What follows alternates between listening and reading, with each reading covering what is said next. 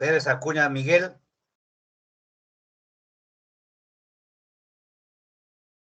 Pérez Malqui. Presente, doctor Pérez Malqui. Pimentel Sánchez. Buenas tardes, doctor Pimentel Sánchez. Ya. Pinedo. Presente, doctor. Presente, doctor. Buenas tardes. Ya. Ramírez Pacheco. Presente, doctor. Buenas tardes. ¿Falta alguien que no ha llamado? Doctor, buenas tardes. Soy Ñaña Reyes, doctor. Ya. ¿Alguien más? ¿Cuántos son? Creo que eran 11. Doctor, Sí, doctor. no llamado Ramírez Rivera. Buenas ¿Cómo tardes. se apellida? Ramírez Rivera. Doctor, buenas tardes. Ya. Doctor, buenas tardes. A Ramos Cholán tampoco le llamó. Ramos Cholán. Chalán. Sí, doctor. Ya. ¿Alguien más? Sí, doctor, buenas tardes. Pérez Acuña Leonardo. Buenas tardes. Ya. ¿Alguien más? El delegado, dígame, son 11, ¿no? Doctor, Sí, buenas doctor, tardes. somos. ¿Ah? Pérez Acuña Miguel Ángel, doctor, también. Recién acabo de conectar. Ya, perfecto. Pérez Acuña Miguel Ángel, doctor. Gracias. Ya. Muy bien. Son 11 alumnos, ¿no es cierto? Sí, doctor, somos 11. Ya, perfecto. La parte de la clase va a ser de tal manera. Yo voy a comenzar a dictar la clase. Ustedes pueden hacer las preguntas que quieran. Yo también voy a hacer preguntas. Los que respondan, no importa si responden mal, no, eso no voy a calificar. Voy a calificar los que responden bien nada más. Los que respondan mal no se preocupen que no los voy a calificar. Pero mientras más intervenciones tengan ustedes, les voy a, van a tener más nota. Bueno, vamos a comenzar la clase entonces con el tratamiento quirúrgico de la tuberculosis pulmonar. Antes, cuando dictaba esta clase, nos parecía muy amplio, digamos, el nombre de tratamiento quirúrgico de la tuberculosis pulmonar, porque en esa época más operábamos lo que es las secuelas de la tuberculosis pulmonar. Y lo que se operaba era de tuberculosis activa, era pues un 5% aproximadamente de tuberculosis activa que presentaban complicación como la hemoptisis, y era pues para cuando era una hemoptisis importante, masiva e incoercible, para salvar la vida del paciente entrábamos a operarlo. Pero este concepto cambió ya con el advenimiento de otras cepas de Mycobacterium, como son las MDR, o sea, las multidrogoresistentes y las extremadamente resistentes. Entonces ahí ya entramos a operar como un coadyuvante o un complemento del tratamiento médico. ¿Por qué? Porque en la tuberculosis pues se forman lesiones cavitarias, fibróticas. ¿Y en dónde está la fibrosis? Hay microcavernas también, que los americanos lo llaman nichos tuberculosos, en donde está el bacilo, y ahí ya no llega pues la acción de las drogas para la tuberculosis. Entonces pues se vuelven resistentes y se vuelven continuamente positivas. Entonces, ¿qué hace la cirugía? Extirpamos la lesión para disminuir la carga basilar. Y de esta forma, darle tiempo y facilidad a las drogas que actúen sobre el Mycobacterium y llegue pues, a curarse el paciente, ¿no? Esto vamos a hablar más adelante cuando se haga una revisión de lo que es la tuberculosis, el tratamiento quirúrgico de la tuberculosis multidrogoresistente. En el mundo hay 2 billones de personas con tuberculosis. Mueren 7 millones al año. Hay hasta 9 millones de casos nuevos al año. Miren, en la última década la tuberculosis ha matado más que en la Segunda Guerra Mundial. Y lo lamentable es que más del 95% pertenecen al tercer mundo, donde estamos nosotros, ¿no? En Latinoamérica, el Perú ocupa el segundo lugar de tuberculosis detrás de Haití. Haití es el que ocupa el primer lugar en tuberculosis en Latinoamérica. En el Perú, la incidencia de tuberculosis pulmonar con frotis positivo es de 88 por cada 100.000 habitantes. La mortalidad es de 10.3 por cada 100.000. Y en el año 2019, antes de la pandemia, el MINSA reportó 1.437 muertes por año. Pero este está subvaluado. ¿Por qué? Porque son estadísticas solamente del Ministerio de Salud. Acá faltan estadísticas del Seguro Social, de las Fuerzas Armadas y Policiales, de las clínicas privadas y consultorios privados, y también de los que mueren en su casa sin tratamiento. Se ha hecho un cálculo más o menos de que son algo de 5.000 muertos al año por tuberculosis pulmonar. A mí, por ejemplo, me llamaron una vez para ver a una paciente. Vino la hermana muy elegante en un Mercedes, un chofer, y me llevó a ver a su hermana. ¿Y dónde creen que vivía la hermana? En San Juan del Lurigancho, ahí, pegadito al penal del Lurigancho, en una chocita hecha de esteras. Y cuando entro a verlo, la chica pues era un esqueleto, hemoptizando. Yo le dije, no lo puedo tratar acá.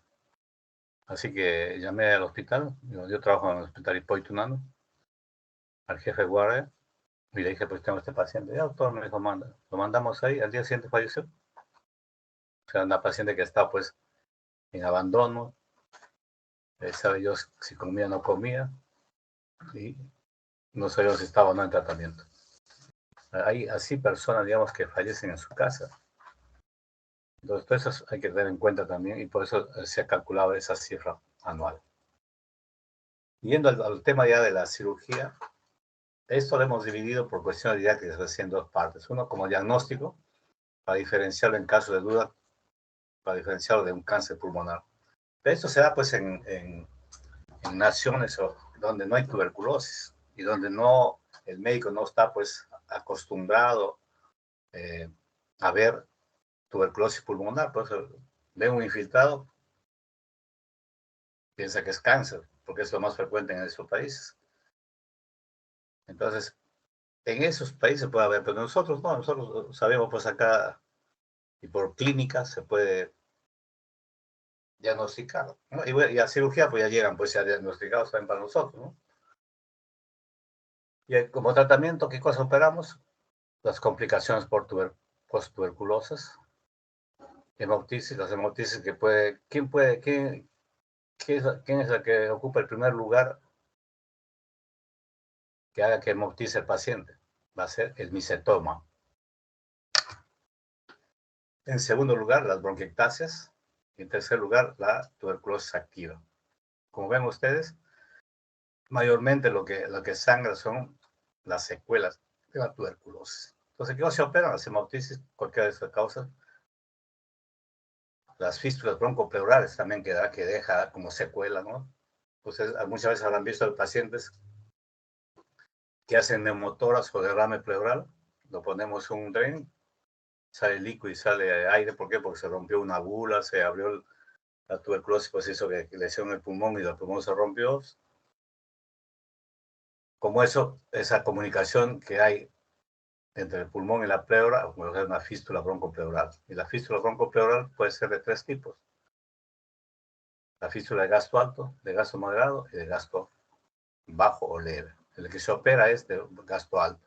¿Y cómo se evidencia o cómo se diagnostica la fístula de gasto alto? Ustedes han visto que al paciente se le pone un dren torácico, un dren en la cavidad pleural, que va a un frasco. Y eso de la fístula de gasto alto se evidencia cuando el paciente está en reposo. Al paciente le ponemos su nombre y en el frasco burbujea, burbujas grandes. Y suena, ¿no? Y salen burbujas grandes. O sea, la que se manifiesta en el reposo. Eso es indicación quirúrgica 100%. La fístula de gasto moderado es la que se evidencia con el esfuerzo. O sea, tose, burbujea, tose, burbujea. y no para. Siempre tose, y cada vez que tose hace esfuerzo burbujear, y son burbujas pues, de tamaño mediano, ¿no? Tiene dos caminos. Reposo, se va cerrando sola, o cuando, como hay indicadores en el hospital que nos obligan a nosotros a agilizar el movimiento de camas para evitar que haya mucho tiempo de uso de cama por pacientes, entonces muchas veces lo operamos. ¿Para qué? Para agilizar su curación, que se cierre rápido la fístula y ya de alta, ¿no? Pero su indicación quirúrgica no es 100% de la fístula moderada. Y la muestra de gasto leve o bajo, eso es cuando hay una fuga de tipo alveolar, ¿no? Que se cierra sola entre 1 o 2 semanas, ¿no? Ello se evidencia también con el esfuerzo y son burbujas menudas, pequeñas, ¿no? Que se cierran solas hasta en 14 o 15 días. El EPI vamos a hacer una clase más adelante, bronquiectasias también. La estenosis bronquial es una patología no muy frecuente, se ve muy poco, raras veces, y generalmente se da con un síndrome que es el síndrome del lóbulo medio. El lóbulo medio es muy rico en ganglios que están alrededor, y el bronquio del lóbulo medio es un bronquio un poquito largo y delgado, que tiene ganglios. Ustedes saben que el bronquio tiene una estructura anatómica, las partes laterales y anterior es cartílago y la parte posterior es membranoso. Y cuando hay alguna enfermedad, no solamente tuberculosis, puede ser neumonía, absceso o cualquier otro tipo de lesión pulmonar, estos bronquios, estos ganglios crecen, se hipertrofian y comprimen la parte posterior del bronquio que es membranoso y cierran el bronquio y hacen que haya una atelectasia del lóbulo medio. De tal forma que al haber atelectasia del lóbulo medio, este lóbulo, este parénquima pulmonar del lóbulo medio, se hepatiza, se pone duro como el hígado y de ese color. Por eso nosotros lo llamamos hepatización del lóbulo medio. Y eso se conoce como el síndrome del lóbulo medio. Después el bronquio se puede recanalizar, pero ya el pulmón, el parénquima pulmonar ya no se recupera. Y el paciente comienza como está cerrado, la parte distal se vuelve bronquiectásico y comienza a tener broncorrea o expectoración, desinfecta esa zona, puede ser purulenta, ¿no? Entonces, cuando toman la placa al paciente, se ve pues una zona opaca del lóbulo medio que está metido como una cuña entre el lóbulo superior y el lóbulo inferior.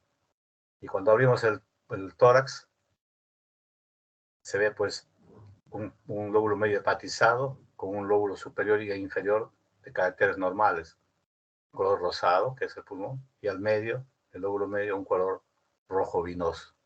Entonces uno procede a hacer lo que se llama la lobectomía media en este caso, ¿no? Bronquiectasia, no sé, el micetoma, creo que, no sé si han hecho clases eso con la doctora Bautista, ¿no? El micetoma va a ser un tumor de hongos. El más frecuente va a ser el aspergilloma.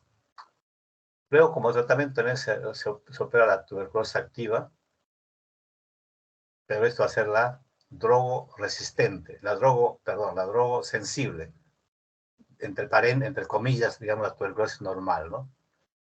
Porque es sensible al tratamiento establecido, pero se puede operar cuando presenta hemoptisis. Y luego se opera pues la tuberculosis MDR en casos seleccionados, ¿no? O cuando presenta también hemoptisis masiva. La tuberculosis MDR hay criterios de inclusión para operar, o sea, no se operan todos. Más adelante vamos a resolver eso cuando hagamos esa revisión. ¿Y qué cirugía hacemos? ¿Qué tipo de cirugías? Por cuestiones didácticas le hemos dividido en lesiones parenquimales, bronquiales, pleurales y tratamiento quirúrgico de emergencia.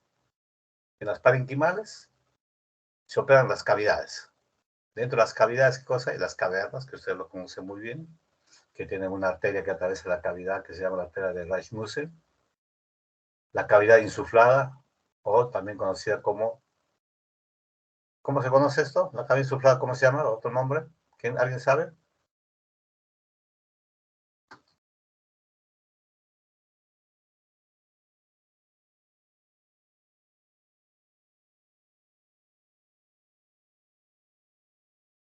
¿Nadie sabe? Es la bula enfisematosa, ¿no? Luego tenemos la cavidad detergida o epitelizada, es aquella cavidad que es rápidamente epitelizada por el epitelio bronquial. Y esta epitelización hace que no se cierre la cavidad y que quede expuesta a que haya colonización por bacterias, por hongos. Yo tengo una cavidad empastada, generalmente empastada porque tiene un contenido, y este contenido es calcio, en el caso de tuberculosis. Luego tuberculomas, bueno, ya no he visto yo tuberculomas, pero sí se describe, y nódulos tuberculosos, ¿no? Cuando los nódulos son abundantes, pues, se pueden operar, pero cuando hay uno o dos, pues se deja ahí, ¿no? Porque también contienen el bacilo estos nódulos. Y dentro de esto, lesiones parenquimales está la tuberculosis MDA. Las lesiones bronquiales, las bronquiectasias, que vamos a hablar más adelante, la estenosis bronquial, que hemos hablado en antes, y la fístula broncopleural. Y las pleurales tenemos el empiema pleural, la fístula broncopleural, que es una entidad que pertenece tanto a la parte bronquial como a la pleural, y las cirugías de emergencia, que son las hemoptisis. ¿Qué resecciones hacemos? Enucleaciones. Bueno, enucleaciones se hacía cuando había tuberculomas, ¿no? El tuberculoma, como su nombre dice, era un tumor de bacilos, de tuberculosis, y solamente se sacaba ese tumor y la cavidad que quedaba se cerraba. Pero ya eso ya no se ve, pues ahora. Resección en cuñas, cuando la lesión es pequeña y está periférica, de tal forma que uno lo puede agarrar en medio entre la lesión entre dos pinzas, y se puede recortar. Ahora es más fácil eso porque hay sutura automática, se pone una sutura, un disparo, ya está cortado y cosido, y al otro lado otra vez y listo, y salió, ¿no? Pero esas lesiones en tuberculosis pues son raras que sean solamente únicas y periféricas, ¿no? Para poder hacer una reacción cuña. Y luego hacemos las segmentarias. Ya ustedes saben que la segmentación pulmonar, el lado derecho tiene 10 segmentos y el izquierdo 8, ¿no? Se puede hacer con relación de la segmentaria o se puede hacer de varias segmentarias, ¿no? Entonces, lobectomías únicas o bilobectomías. Saben ustedes por anatomía también que el pulmón derecho tiene 3 lóbulos y el izquierdo 2. O sea, solamente podemos hacer bilobectomía en el derecho. Y esto es lóbulo superior con lóbulo medio o lóbulo inferior con lóbulo medio. Nunca hacemos lóbulo superior e inferior y dejar el medio solo, porque su nombre dice que el lóbulo medio está en el medio entre los dos lóbulos, superior e inferior. Si sacamos los dos lóbulos, el superior e el inferior, va a quedar solo al medio y se va a caer, porque es un lóbulo chiquito. Y al caerse, se luxa el bronquio y se atelectasia el lóbulo medio y uno tiene que entrar a operarlo. Por más sano que esté el lóbulo medio, si está comprometido el superior y el inferior, se hace neumonectomía. Obviamente que en el izquierdo no podemos hacer bilobectomía porque tiene 2 lóbulos. Si hacemos bilobectomía, estamos haciendo neumonectomía en el izquierdo. Las neumonectomías pueden ser intrapleural y extrapleural. Estas radicales cuando hay complicaciones, o con ligadura entre pericardia, cuando hay complicaciones y se retrae la arteria de la vena, hay que abrir pericardio para ligarlos ahí, ¿no? Pero eso es muy raro. ¿Cuándo es intrapleural?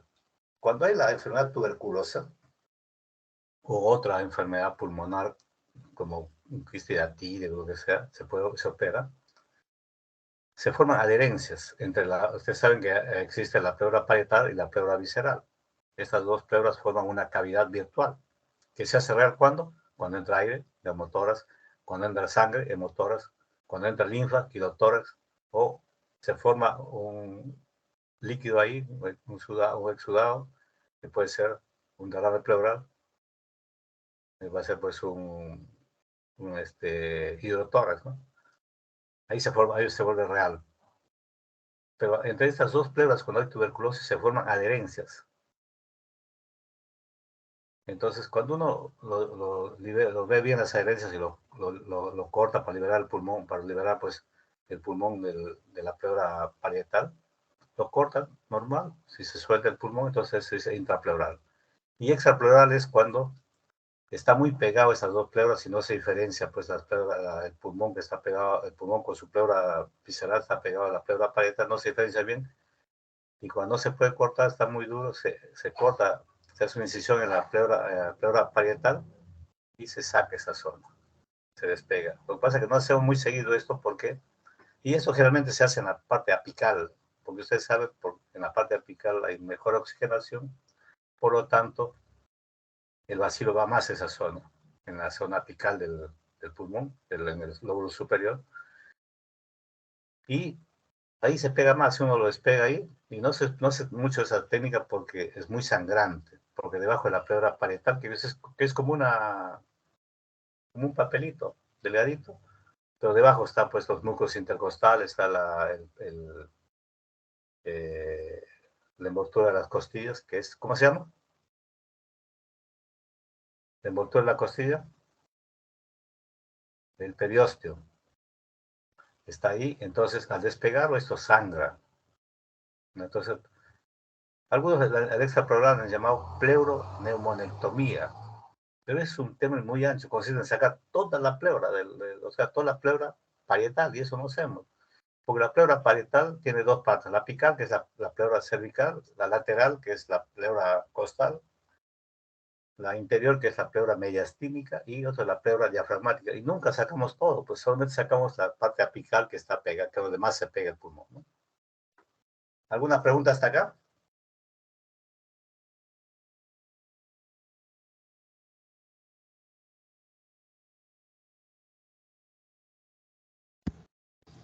Doctor, una pregunta. Sí. ¿Y cómo se restituye? O sea, al quitar la pleura, usted menciona, ¿no?, que se puede quitar la pleura apical, pero en el caso del paciente, ¿cómo lo afecta o cómo se restituye esa porción? No le afecta en nada, solamente queda libre ahí los periósteos y los músculos intercostales, ¿sabes? Y no pasa absolutamente nada. Hacemos la hemostasis y queda ahí. No pasa nada con eso. Ya, doctor, gracias. ¿Preguntó? Yo soy Pinedo, doctor. Muy bien. Doctor, una consulta. Dígame. En el caso de las lobectomías, cuando son únicas o bilobectomías, ¿puede haber una restricción a la larga de lo que es la función respiratoria? Generalmente cuando sacamos un lóbulo o dos lóbulos es porque están afectados, ¿no es cierto? Y lo hacemos una prueba de función pulmonar antes de operarlo para ver si es que van a ser compensados después de la cirugía. Obviamente que en algunos casos va a haber cierta disminución. ¿Por qué? Porque hay lesiones, se saca un lóbulo cuando tiene lesiones de este tipo y también juntos en el lóbulo, muchas veces no todo el lóbulo está complicado. Hay zonas que están sanas, pero no podemos dejarlo.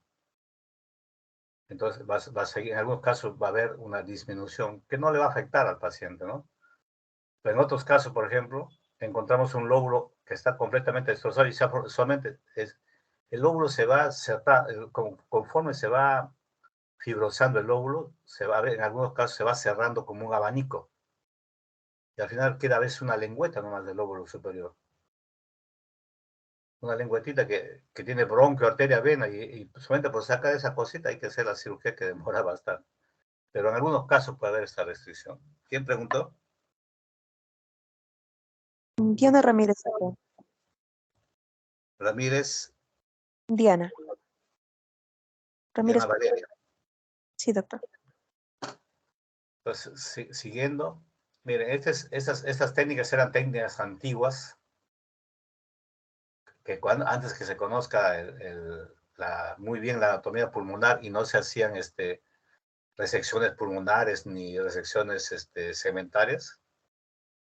Entonces, eso se hacía para curar la tuberculosis. Al paciente se le inducía un neumotórax. Entonces ya el bacilo se quedaba sin oxígeno y moría, ¿no? Se hacía cuando había lesiones basales, se hacía frénico-parálisis para que el diafragma suba y aplaste esa parte del pulmón. Igual hacía el neumoperitoneo. Se hacía plombaje extrafacial. Ahora les voy a enseñar con una foto cuál es el plombaje. Toracoplastía primaria, cuando se veía una lesión y se aplastaba el pulmón. ¿Pero qué es la toracoplastía? Es la resección de los arcos costales. Solamente se hace en la parte apical. ¿Eh? Entonces se hacía apicolisis de la primera costilla. Apicolisis quiere decir que se pelaba toda la costilla, la primera costilla, para que se suelte los tejidos. Después se extirpaba la segunda, tercera, cuarta costilla, dependiendo hasta dónde va la lesión.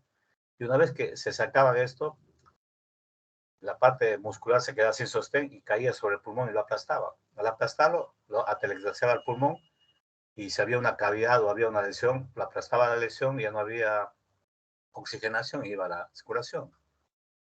Eso era la primaria. La secundaria o complementaria, como dice, era ya, esa es la única que se hace en estos momentos. Es secundaria ya a un acto quirúrgico previo de resección pulmonar. Cuando uno saca un lóbulo o saca todo el pulmón, bueno, cuando saca el pulmón, va a quedar pues la cavidad pleural vacía, pero puede complicarse una fístula. Entonces hacemos la toracoplastía para que tape la fístula. Si hacemos una lobectomía superior, puede quedar una cavidad residual, se puede infectar y puede quedarse también con fístula. Entonces, para cerrar esa cavidad, también hacemos la toracoplastía, o sea, sacamos las costillas para que ese tejido pulmonar caiga sobre esta cavidad, lo cierre y cierre la fístula. A veces se hace pues la toracoplastía secundaria o complementaria más miectomía, o sea, abrimos la cavidad y ponemos un músculo con su respectivo irrigación, ponemos el músculo dentro de la cavidad y encima la toracoplastía para que aplaste la cavidad y el músculo para que tenga un cierre más hermético, ¿no? Vamos a ver, por acá hay un dibujo. Bueno, esto miren, si sacamos el lóbulo superior y el lóbulo inferior, miren cómo queda el lóbulo medio. Por eso que no hacemos, pues, no sacamos los dos, ¿no?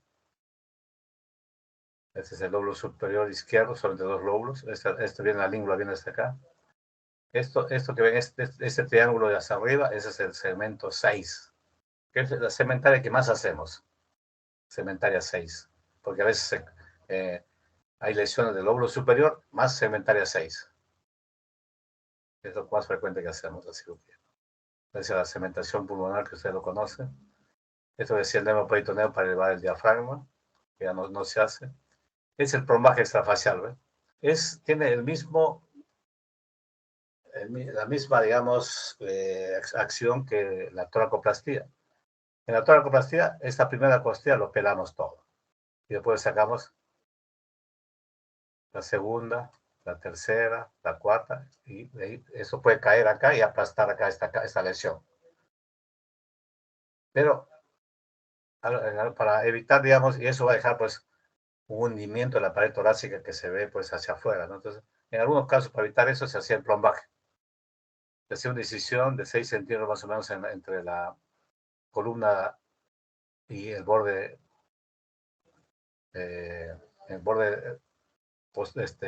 interno de la escápula, y se abordaba más o menos la cuarta costilla, se sacaba un pedazo de la cuarta costilla, y por debajo del periósteo está la fascia endotorácica, que acá está en azul, y lo que está en morado es la pleura parietal. Entonces llegaba hasta la fascia endotorácica y se despegaba. Entonces uno tocaba la lesión por ahí, porque son delgaditos, hasta llegar a tocar tejido sano, hasta ahí nos despegábamos, y esta cavidad que se quedaba, por el corte que hemos hecho en la costilla, se ponía pelotas de ping-pong estériles. De tal forma que hacía lo mismo que se aplastaría con la toracoplastía, y se aplastaba el pulmón. Y eso los llevaba también a la curación. Pero el problema era después que a los años estas pelotitas se rompían. Hace unos 4 años operamos a un paciente que había sido operado hace como 30 años, ¿no? Que una pelota estaba casi por encima ya había pasado por encima por debajo de la clavícula, ya estaba casi en el cuello. Y cuando entramos a operarlo, todas estas pelotas se habían deshecho y era una cavidad parecía carne molida. Y sacamos todo y algunos pedazos de polvo de ping-pong, ¿no? Hicimos una buena limpieza y un drenaje de esta zona, me acuerdo. Ya esta cirugía ya no hacemos ahora, ¿no? Eso, miren, el plombaje más toracoplastía. Acá se han sacado las costillas y se han puesto pilotas para que no se deforme. Generalmente eso se hacía en mujeres que no querían que se note hundido esa parte del tórax, ¿no? Pero ya, como digo, esa era la técnica de colapsoterapia, se llama. Eso ya no se hace ahora. Miren, acá hay una lesión en el lobo superior izquierdo. Acá se ha hecho la toracoplastía, se ha secado las costillas, se ha quedado la primera costilla, pero secado y está aplastando esta parte lesionada. Acá es un paciente con una neumonectomía, hizo una fístula y un empiema, y se hizo la toracoplastía. Pero se hizo la toracoplastía que se llevaron hasta la primera costilla, pero cerró muy bien, ¿eh? Porque si hubiese acá quedado un espacio, se vería así, como el aire, ¿no? Pero acá está cerrado todo. A ver, alguien me dice el diagnóstico y dónde está ubicada esa lesión.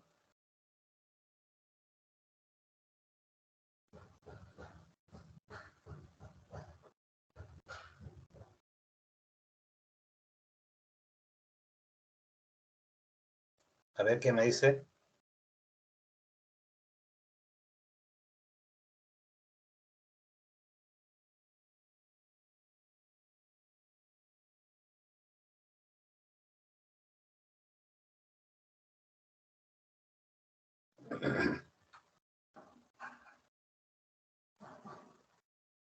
Bueno, esta es una tomografía axial computarizada, la parte mediastinal. Acá está R, este es el dedo derecho. Este es un micetoma que está en el lóbulo superior. ¿Y esto qué será? Lo estoy enseñando la flecha. La flecha, ¿qué cosa es?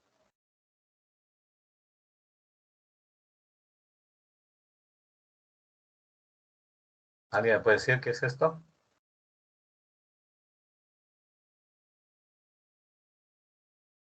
La tráquea. ¿Quién habló? Doctor. ¿Quién habló primero? ¿Ah? Yo, doctor. Yo. Bueno. ¿Quién soy yo? Pues, ¿cómo apellidas? Hola. Pérez Malquio, doctor. ¿Cómo? Pérez Malquio. Sí, doctor. Ya, efectivamente, esa es la tráquea. Cuando ustedes vean la tráquea, esos son los lóbulos superiores. Acá está anterior, porque a propósito lo han puesto al revés la placa, porque esta es la columna, ¿eh? Esta no está en la parte anterior. Entonces es un micetoma en el segmento anterior. Este es un micetoma. Acá tenemos ya la bifurcación de la tráquea en los bronquios, con la carina. Esto está en la base del lóbulo superior derecho. Es una placa simple, miren, con el tumor de un micetoma dentro de la cavidad. Este es más de cerca. Bueno.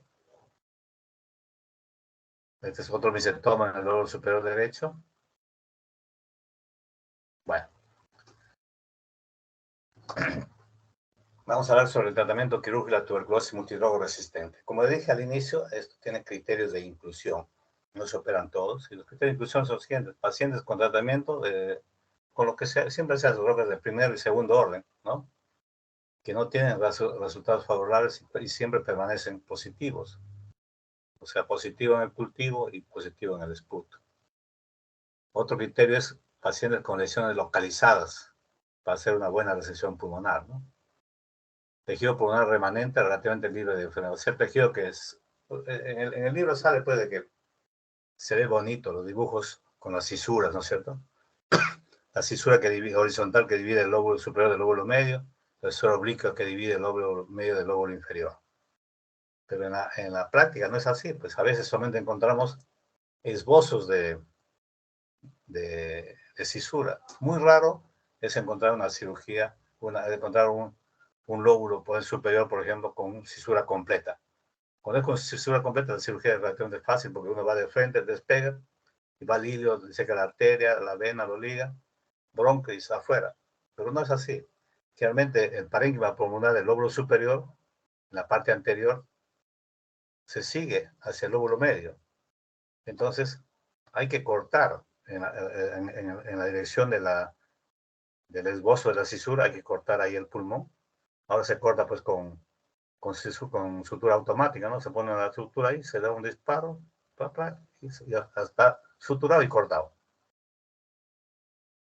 Entonces, ese tejido que va a quedar debe estar libre de la enfermedad. Porque si está infectado con tuberculosis, ese tejido, esa sutura se va a abrir. O sea, eso se llama dehiscencia de sutura. Y al abrirse esa sutura, ¿qué cosa va a ocasionar? Una fístula broncopleural. Y la fístula broncopleural, ¿qué va a ocasionar? Un empiema pleural. Y eso pues es el enemigo número 1 del cirujano. El cirujano de tórax, ¿no?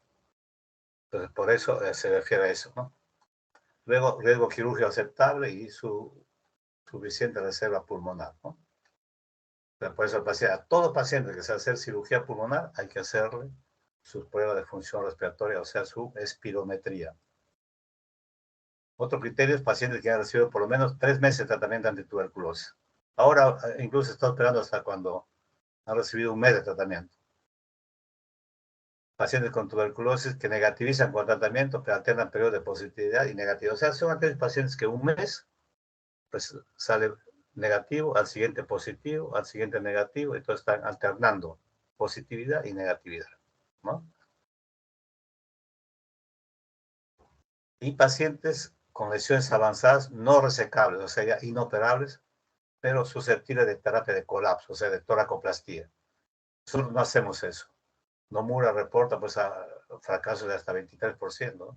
Nosotros no hacemos este tipo de... ¿Por qué? Porque realmente la toracoplastía es para el tejido, para el parénquima pulmonar. Y el parénquima pulmonar es como una esponja que se aplasta y se colapsa rápido, pero el bronquio no. El bronquio es cartílago y no lo cierra el cartílago. Tampoco lo cierra los nichos que hay que en las zonas donde hay bastante fibrosis pulmonar. Tampoco lo aplasta eso, lo deja abierto y sigue ahí pues el vacío, ¿no? Por eso nosotros no hacemos eso. Esos son los criterios para operar por hacer TBM de agua. ¿Y cuáles son los objetivos de tratamiento? Lo principal, la conversión del esputo positivo en negativo. Eso se ve después de la cirugía. El paciente tiene que seguir con tratamiento entre 12 a 20 meses. Si tiene seguido de 10 a 12 cultivos negativos, ya el paciente se puede dar de alta. El otro objetivo es extirpar el principal foco de infección para, como dije al inicio, para disminuir la carga basilar. Otro importante va a ser la disminución de las probabilidades de contagio a otras personas, disminuir los costos, pues un costo prolongado, porque estos pacientes pues reciben el tratamiento ya personalizado, que a veces llegan hasta 10, 12 drogas, ¿no? Entre vía oral y vía inyectables. En el preoperatorio, hemos dicho tratamiento previo o igual a 3 meses, prueba de función pulmonar, la espirometría. Si la espirometría nos da que está al borderline, se le puede pedir pruebas de ventilación, perfusión, que nos va a dar una más segura, un examen más seguro para ver cómo está si va a poder resistir o no a la cirugía. Obviamente el estudio radiológico, ¿no? Realmente ahora la tomografía axial computarizada, el soporte nutricional, esto es muy importante que a veces no lo toman en cuenta algunos. ¿Por qué? Porque esas personas, estos pacientes llegan pues desnutridos, deshidratados, llegan con hipoalbuminemia, hipoproteinemia. Y así no podemos operar. Un paciente con hipoproteinemia, hipoalbuminemia, es seguro que va a ser dehiscencia de sutura. Y al ser dehiscencia de sutura puede abrirse pues el bronquio o el parénquima que hemos suturado y hacer la complicación que son las fístulas. O puede también hacer dehiscencia de suturas de la pared torácica, de piel o músculo que hemos cruzado. Entonces, para eso nosotros hacemos la interconsulta nutrición, y nutrición le da pues, no lo vamos a querer curar pues su desnutrición crónica, ¿no? Pero sí mejorar sus proteínas y sus albúminas para que no tengamos este tipo de complicaciones postquirúrgicas. Y los exámenes auxiliares se pide de rutina a cualquier otro paciente, ¿no? En el intraoperatorio damos profilaxis antibiótica como cualquier otro paciente. El anestesiólogo tiene que usar tubos endotraqueales de doble lumen.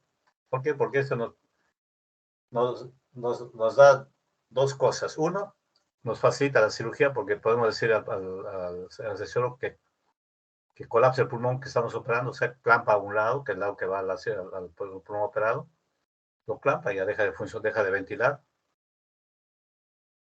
pero se mantiene con el pulmón del otro lado.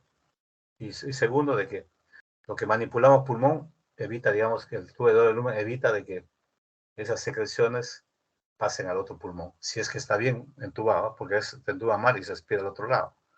Entonces, esas dos acciones que hace el tubo de doble lumen nos facilitan nosotros hacer, porque una cosa es operar con el pulmón colapsado y otra cosa es operar cuando el pulmón está en funcionamiento, está, digamos, ventilando, porque es más difícil, nos quita mucho espacio y uno tiene que estar peleando con el pulmón para poder separar y hacer, digamos, los cortes respectivos. La toracotomía tiene que ser una toracotomía postrolateral estándar, o sea, una incisión. Eso de que hago una incisión chica, pues el buen cirujano no va acá, porque una incisión chica va a ser de que manipulen más el pulmón, es una toracotomía estándar. Por eso dice acá, meticulosa técnica operatoria, extirpar todo el tejido lesionado, evitar excesiva desvitalización del pulmón bronquial. Por ejemplo, a mí me gustaba sacar todo el tejido, la grasita del bronquio para coserlo bonito. Pero acá dicen que no hay que sacar esa grasita, que... Ahora ya, bueno, no hay problema porque ahora, como ponemos, antes hacía eso, cuando clampamos, sacamos y suturamos. Ahora agarramos la sutura automática, lo ponemos ahí, claro. Lo suturó y lo cortó, ¿no? Evitar resecciones segmentales y en cuña. Dice, no dice que está prohibido, dice evitar en lo posible, ¿no? Miren, esta era la sala donde antes operábamos MDR. Obviamente no usamos esta mascarilla, en pacientes MDR usamos las N95, ¿no? Y ese es el tubo de doble lumen, ¿ves? Uno blanco, otro celeste. Ahí uno está metido en un lóbulo y el otro para el otro pulmón y el otro para el otro pulmón, ¿no? Acá, realmente, eso tiene por acá un filtro para evitar que se contamine esto. Aunque ahora ya al paciente le dan con todo y corrugado también, pero para evitar que la máquina se contamine. Ahora tenemos una sala ya especial frente al pabellón de cirugía de tórax, que se hizo exclusivamente para pacientes MDR, pero este año, por ejemplo, se han operado solamente 2 pacientes MDR. Uno operé yo en el mes de febrero, creo, y otro operó otro colega. Y creo que el lunes va a haber otro más, o sea, que este año va a ser 3. Entonces, esa sala que nos han hecho ya la hemos vuelto multifuncional. Hoy operamos ya los martes y jueves corazón, y lunes, miércoles, jueves, viernes y sábado operamos pulmón. Y además hemos ganado más turnos operatorios en la sala general, donde operamos pues, pacientes vasculares, ¿no? En el postoperatorio, como dije, mantener tratamiento anticoagulante entre 12 a 24 meses. Ahora se ha reducido esto hasta 20 meses y se controla la vacioscopia y el cultivo. Mire, paciente con MDR, una lesión localizada en el lóbulo superior derecho. Es una tomografía lineal que antes tenía el hospital, un tomador lineal. Una lesión fibrosis cavitaria y bronquiectasis también. Es la tomografía axial computarizada, la fibrosis, cavidades y bronquiectasis acá. Está la tráquea, el lóbulo superior. La pregunta que me hizo la doctora antes, si disminuye un poco su capacidad, va a ser, por ejemplo, en este paciente, la lesión está acá, pero hay que sacar todo el lóbulo, y acá hay parénquima sano. Pero lamentablemente no podemos hacer resección acá, porque eso se va hacia arriba también la lesión, ¿no? Entonces, hay que también sacamos tejido sano. Esta es la lesión, ¿ves? La lesión es grande. Y esta es la placa postoperatoria. Como única secuela que tiene es la obturación del ángulo costo-diafragmático. Pero ya no hay la lesión, ¿no? Y otra secuela quirúrgica es que el diafragma se eleva más de lo normal. Simplemente está elevado por el hígado, pero no tanto, ¿no es cierto? Se eleva un poco más. Acá hay una lesión en el pulmón izquierdo. Miren, este es el lóbulo superior, acá toda la lesión. Bueno, no podemos sacarlo esto y dejar este pedacito. Pero este tejido sano también se va, pues. Y arriba también debe haber tejido sano. Y estas adherencias. Y acá eso lo cortamos con el electrobisturí, ¿no? Pero esta es la cisura. Y para liberar el lóbulo superior del inferior, hacemos que se insufle y entonces se abre esto y cortamos el tejido que está adherido ahí, ¿no? Se llama el separador de fino quieto. Sin esto no podemos operar.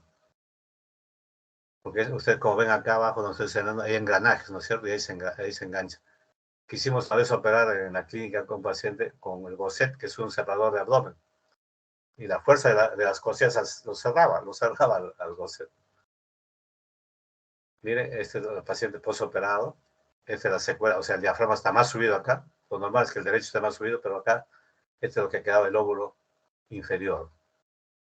Quiero que se quede con esta imagen para que vean el siguiente. ¿Ve? Este es un paciente. También el diafragma está subido. Esta es la cámara gástrica. Este también es un paciente que ha sido operado de lobectomía superior izquierda, pero este lóbulo inferior que ha quedado también se ha infiltrado, se ha enfermado. Y también hay una lesión acá. Se toma su tomografía y miren cómo quedaba este que es el lóbulo superior, el lóbulo inferior, perdón, que queda porque ha sido operado. Miren, lleno de bronquiectasias, cavidades, y hasta un misentoma acá. Y fibrosis, no hay el misentoma, ¿eh? Pero también hay esta lesión en el lado derecho. Lo operamos a este paciente. Y miren, este es el lóbulo que ha quedado, el lóbulo inferior. Pero para llegar a esta parte de la cirugía, el pulmón, ustedes han visto que está expandido todo, ¿no? Se tiene que despegarlo de toda esta zona. Y esa zona que van a ver que está en negrito, por ahí es donde estaba, se ha hecho sangrar y se ha coagulado ahí, ¿no? Pero hasta esa zona va a pasar unas 3 horas de cirugía. Acá habrá pasado ya unas 4 horas o 5 de cirugía. Mira, toda esta zona es donde se ha hecho hemostasis más arriba, ¿no? Entonces ya fue sacado este lóbulo, o sea, se completó la neumonectomía. Y acá tenemos el pericardio con su nervio frénico, la aorta ascendente, el callado de la aorta y la aorta descendente. Aquí tenemos otro paciente con lesión en el lóbulo superior izquierdo. ¿Ven? Acá está pegado, acá se puede cortar acá con el electrobisturí. Pero cuando esto está muy pegado, se hace una incisión acá en la pleura parietal y se despega con todo el pleura parietal. Se baja rapidito, pero es muy sangrante, como lo dije, ¿no? Estas son pequeñas atelectasias que se ha hecho. Acá, por ejemplo, se le dijo al anestesiólogo que clampe el tubo que va al lado que estamos operando, por eso está atelectásico. Ya se liberó todo. Acá está la arteria del lóbulo superior izquierdo, y este es el bronquio. ¿No? Y ese lóbulo inferior está atelectásico, ¿eh? Este es el pericardio, acá está el nervio frénico. Esta es la pieza anatómica. Esto es lo que queda. Mira, todo esto que he hecho hemostasia ahí. Ahí se ha sacado hasta una costilla, se ha sacado. Este es el pulmón, ¿ves? No tiene nada de lesión. Acá tenemos el bronquio que está suturado, la arteria que está ligada, y por ahí está la vena seguramente que se ha ligado, que se retrae. La vena se retrae, por eso no se ve acá en la imagen. Muy bien. ¿Alguna pregunta sobre esto? Doctor, una consulta. Sí. Bueno, usted mencionó que en la operación se debe de evitar las resecciones segmentarias y en cuña. Así es. ¿Puedo saber el por qué, doctor?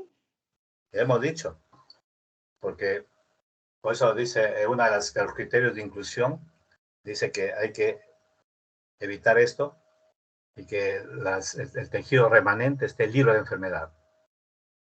Entonces, cuando uno hace resección en cuña, uno no sabe si lo que uno va a hacer, pues va a pinzar este pulmón.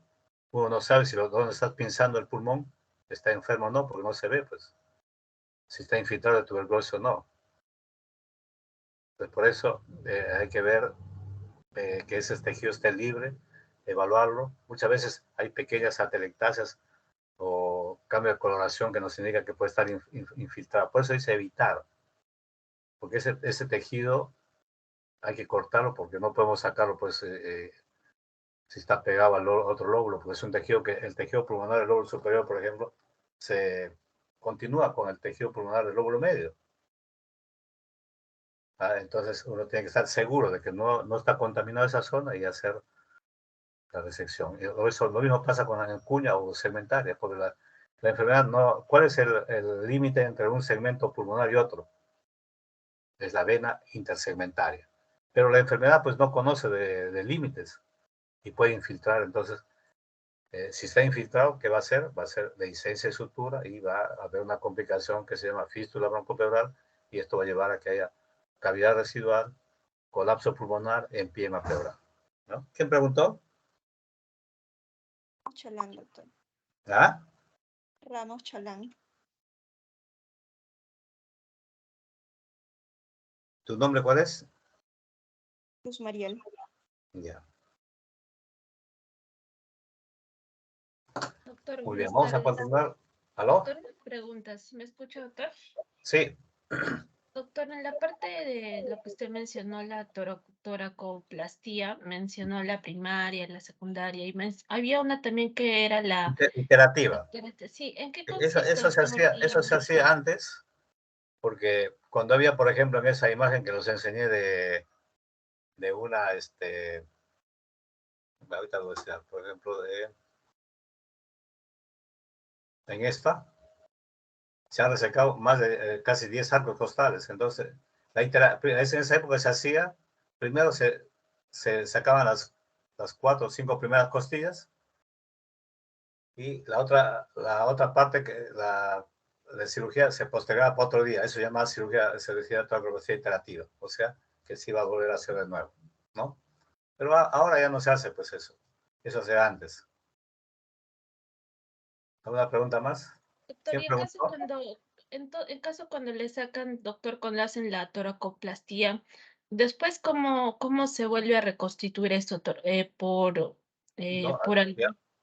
ya queda así como está acá. Ya no se reconstituye.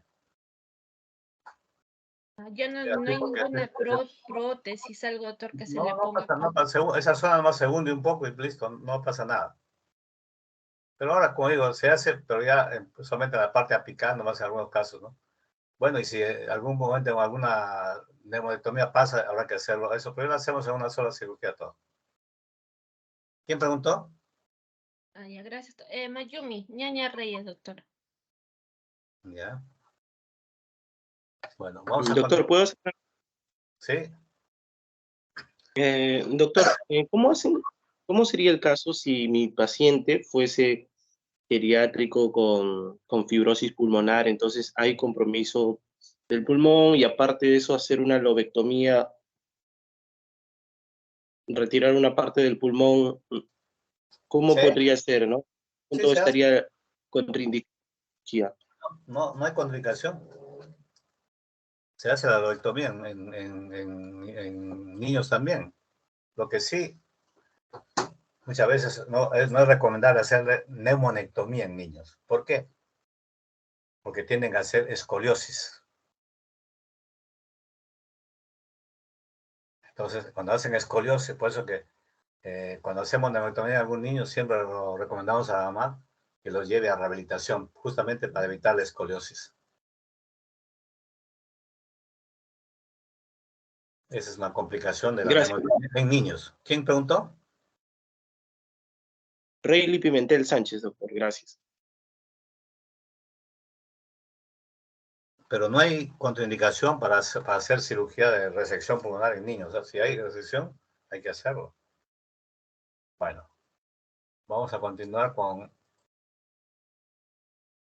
enfermedades supurativas. Bueno, esta clase sí es más rapidita. Son 3 temas que vamos a tocar: bronquiectasia, empiema y absceso pulmonar. Eso ya lo han hecho ustedes, pero nosotros vamos a hacer enfocado a la parte quirúrgica.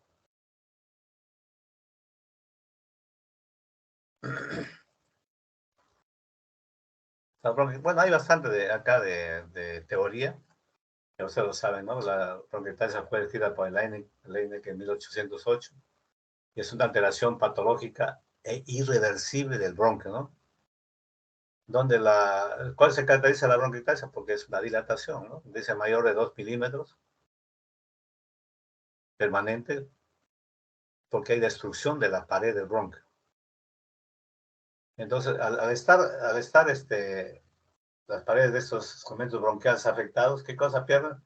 Su capacidad de expulsión. ¿Por qué? Porque hay disminución de los cilios. Los cilios bronquiales es más o menos parecido a lo que son las vellosidades intestinales que hacen movimientos peristálticos. Igual hacen los cilios. ¿Para qué? Para expulsar las secreciones que se forman en los bronquios. Entonces, en las bronquiectasias se pierde esa capacidad de expulsión por disminución de cilios. Y esto hace de que las secreciones se queden ahí estancadas y propicios a la infección. Algunos creen que esta enfermedad bronquiectásica es también parte del labio bronquial y del parénquima pulmonar, porque realmente en la lesión bronquiectásica en la parte peribronquial hacen neumonitis. Y luego cuando cura la neumonitis se cicatriza y retrae al bronquio, lo jala mejor dicho, y esto hace pues que contribuya después de la cicatrización a que haya dilatación permanente. La etiopatogenia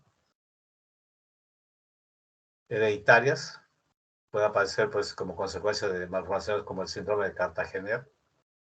El síndrome de Cartagener es una triada. ¿Alguien sabe cuál es la triada del síndrome de Cartagener?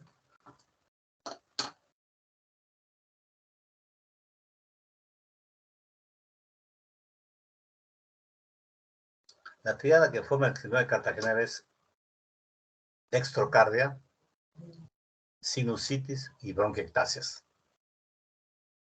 ¿Ya? Luego tenemos la fibrosis quística, que es una lesión como panal de abejas. Luego tenemos la gamma globulinemia tipo A, el déficit de alfa-1 antitripsina y otros. Lo más frecuente que hemos visto es el síndrome de Cartagener y la fibrosis quística. Eso hemos visto. El rostro no hemos visto, ¿no? Entonces, pero estas hereditarias son lesiones bronquiectásicas difusas y bilaterales. Por esta razón, no se operan, salvo que presenten hemoptisis que ponen en riesgo la vida del paciente. Pero como son difusas y bilaterales y sangra el paciente, ahí pregunto, ¿qué procedimiento o qué examen haría para saber de qué lado está sangrando?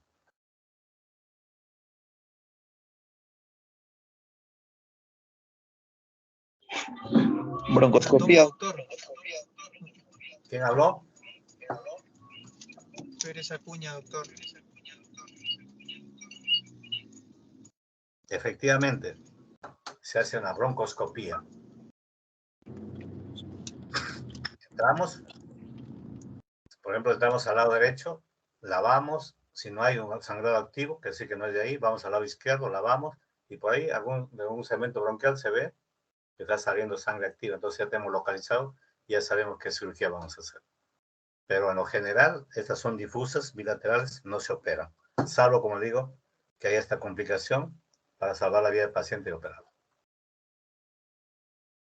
Luego vienen las infecciosas que hemos hablado casi al inicio, ¿no? Produce alteración del movimiento mucociliar, hemos dicho los cilios. No hay los cilios, ausencia de cilios. Ya no va a haber cómo se eliminen estas secreciones. Va a haber retención del material. Eso se va a infectar, va a ser purulento. Va a haber necrosis en la pared bronquial y la destrucción, fibrosis y dilatación, ¿no? Dice que este caso va incrementado por infecciones porque eran muy agresivos con estafilococo, anaerobico nativo, bacilo de Koch, etc. Pero también en la niñez, por las infecciones virales pueden causar bronquiectasia, por ejemplo, la tos convulsiva, ¿no? Una vez establecida la bronquiectasia, esta es susceptible de cohesión por pseudomonas, estafilococos, hemófilos y también se puede ver micetoma. Cuando antes se hacía, nosotros hacíamos el residente de cirugía del segundo año. En esa época, en mi época reciente, hacíamos la broncografía nosotros. Cuando yo, el primer año me mandaron a rotar un año de cirugía al hospital Loaiza y el segundo año regresé a Hipólito. Y paso ya pues a mi servicio a cirugía torácica, así que el jefe me dice, doctor Juan, vaya usted a hacer la broncografía. Pero yo broncografía, decía, ¿pero esto no lo hace el radiólogo? No, acá lo hace el cirujano de tórax. Entonces, ¿en qué consistía en anestesiar al paciente? Toda la vía labrofaringe. Y ese tiempo se anestesiaba con cocaína al 0.5%. Y había algunos pacientes que daban unas voladas, pero fenomenales. Y luego se ponía una sonda por la nariz, se jalaba la lengua, decíamos que diga ah al paciente, y cuando decía ah, metíamos más la sonda hasta que pasaba la glotis. Y cuando comenzaba a toser, ya sabíamos que estábamos en traque. Y por ahí lo poníamos la cocaína. Bueno, ahora ya se hace ya no se hace broncografía, pero para hacer la fibrobroncoscopía ya se anestesia con silocaína, ¿no? Entonces, una vez que se ha puesto bien la sonda, se ponía anestesia, se ponía la anestesia pues al lado derecho o izquierdo, y luego se ponía la sustancia de contraste, que en esa época era el, bueno, no me acuerdo su nombre ya porque hace más de 30 años que no hacen eso. Yo no sirve. Entonces se llenaba el lado derecho. Y sobre el lado derecho lo llevamos a la sala de operación, a la sala de rayos X, lo tomaba una lateral derecha. Ahí nomás en rayos X lo llenamos el izquierdo y se tomaba una oblicuo anterior derecha para ver el lado izquierdo y una frontal. Y con esas tres imágenes se veía todo el lado bronquial derecho e izquierdo. Y ahí se veía las formas anatómicas de las bronquiectasias, ¿no? Morfológicas, las rectilíneas, las fusiformes y las saculares.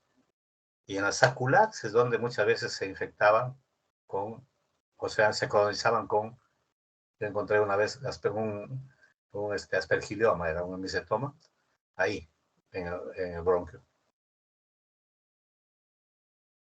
Luego viene la otra, esa tragedia, las obstructivas, ¿no? El paciente puede ser un cuerpo que se haya pasado un cuerpo extraño o un tumor endobronquial, ¿no? O masa extrínseca también que comprima el bronquio. Y hace el mismo mecanismo. Altera el mecanismo de limpieza, porque hay retención de secreciones, porque no hay cómo eliminar, porque tiene un cuerpo extraño que lo está construyendo. Facilita el crecimiento bacteriano, la infección, y distalmente, eso como pasaba, como dije al inicio en la clase de tuberculosis, en el síndrome del lóbulo medio. Se obstruye el bronquio y pasa todo esto. Y distalmente va a haber bronquiectasia. Desde el penetratismo, la acción ciliar y la presión muscular se perpetúa, ¿no? Entonces, las bronquiectasias se clasifican por su origen en congénitas y adquiridas. Las congénitas son difusas bilaterales, no se operan. Las adquiridas sí. Por su distribución, focales o difusas. Bueno, difusas son las congénitas, les explico nuevamente. Y por su forma, cilíndricas o lineales o rectilíneas, fusiformes y saculares. Eso ya no se puede distinguir mucho ahora, ya no se hace, no se distingue mucho ya en la tomografía, ¿no? Bueno, ahora yo le voy a preguntar, ¿cuál es el signo patognomónico de la bronquiectasia? Porque este es un diagnóstico clínico, porque no se diagnostica por placas simples tórax. Puede llegar un paciente, supongamos que ustedes están haciendo su serum en Uchurajay, solamente tiene una máquina de rayos X de placa simple. Llega un paciente con hemoptisis. Ustedes descartan que sea hematemesis, es hemoptisis, le toman su placa y la placa sale normal. ¿Por qué? Porque la bronquiectasia no se diagnostica por placa simple. Entonces ahí viene la clínica. Entonces, ¿cuál es la clínica de la bronquiectasia? A ver, ¿quién me responde? Doctor, ¿puede ser la presencia de los estertores? No. El incremento del tamaño del cansancio. ¿Cómo? ¿Cómo dices? El incremento del tamaño de tórax y el paciente está jadeante, cansado. Ustedes tienen que decir, ya he dicho que el diagnóstico no es radiológico, el diagnóstico es clínico. Por eso, ¿cuál es el signo patognomónico de la bronquiectasia? Doctor. Sí. Doctor, ¿puede ser la tos mucopurulenta? La tos, bueno, puede tener tos, puede tener dolor torácico, pero hay otro que es muy, muy importante. Los estertores, doctor, en predominio de la fase. Tampoco. Por ahí alguien mencionó algo, pero no fue contundente.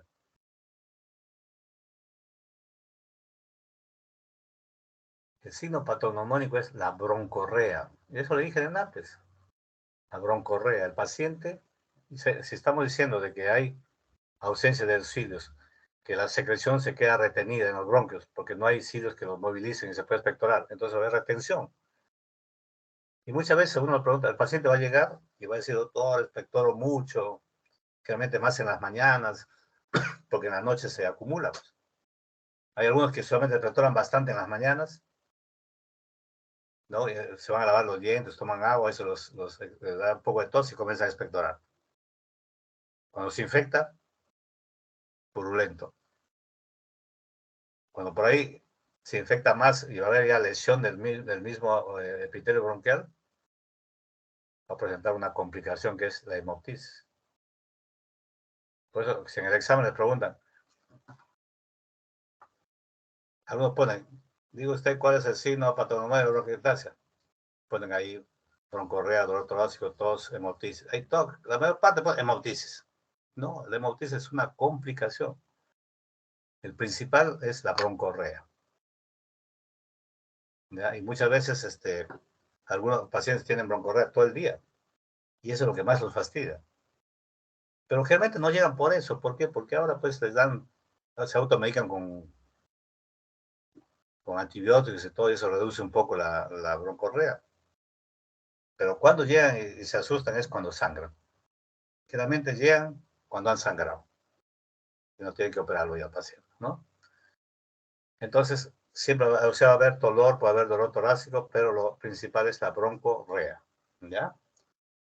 El tratamiento va a ser de dos tipos. El médico, al principio debemos tratamiento empírico, mientras venga el cultivo de la secreción que hemos mandado, mucolíticos para ayudar al aspecto oral y drenaje postural, ¿no? Y luego el quirúrgico, se operan las bronquiectasias localizadas, sintomáticas, porque hay también bronquiectasias asintomáticas, que son hallazgos de autopsia, ¿no? A eso lo llamaban antiguamente las bronquiectasias secas.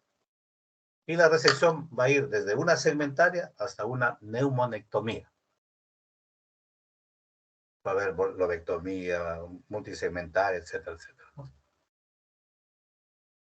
Histológicamente, este es un bronquio sano, este es un bronquio que ha perdido los cilios y cómo la secreción se queda acumulada, ¿no?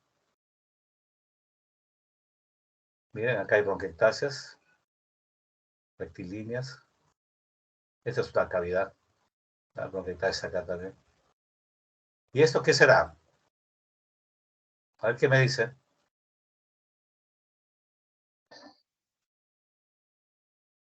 ¿Y esto de acá qué será? El esófago, doctor.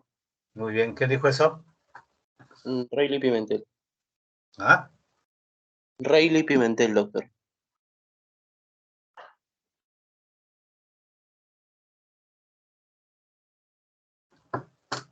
¿Y esto qué será? Esta masa. Me parece masa. Puede ser la cúpula diafragmática derecha, doctor, o puede ser ya parte del borde hepático.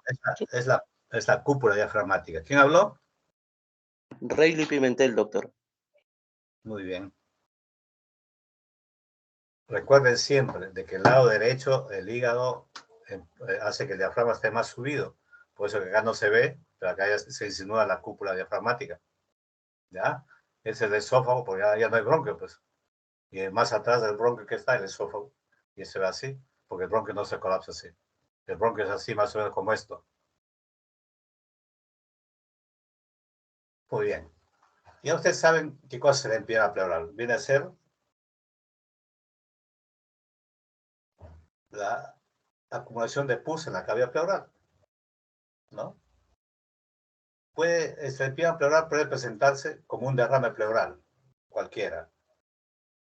Pero el derrame pleural se ve en la placa simple con una curva.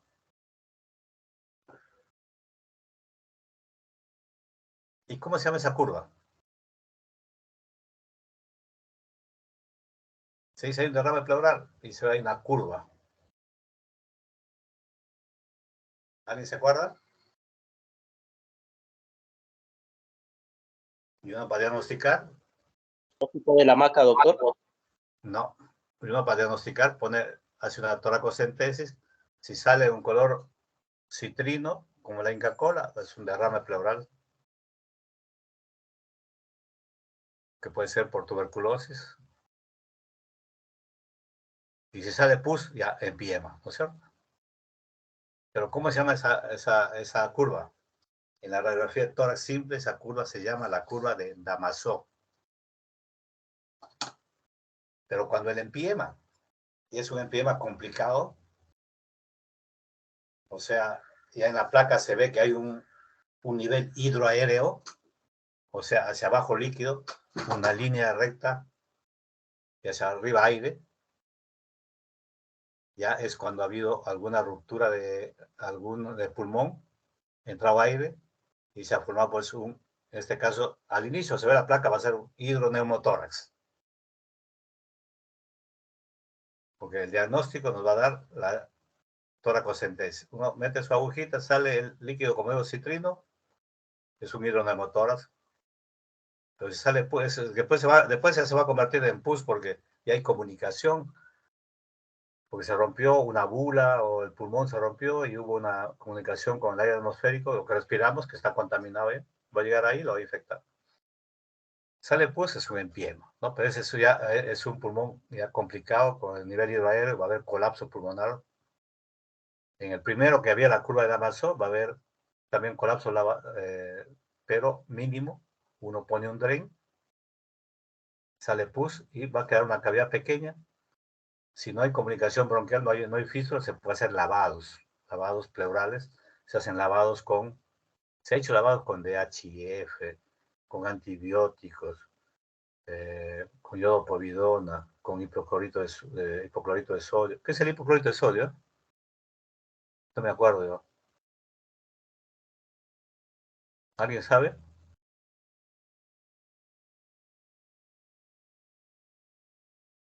Se ven que ustedes no lavan su ropa. El hipoclorito de sodio es la lejía. Eso se pone 10 centímetros en un litro de cloro de sodio y se hacían lavados con eso también. Yo recuerdo que eso le hicimos a un pacientito, un anciano ya, que tenía así, un pequeño empiema, lo drenamos y quedó una pequeña cavidad. Y lo comenzamos a lavar para que toda esa fibrina, ese pil que se forma, porque cuando hay empiema, la fibrina se pega sobre la pleura visceral, lo colapsa parcialmente, depende de la cantidad de aire, y ese pil muchas veces se engruesa y después no deja que el pulmón se respanda. Entonces uno lo va lavando y ese pil se va disminuyendo y puede pues, granular y cerrar esa cavidad. A un paciente así le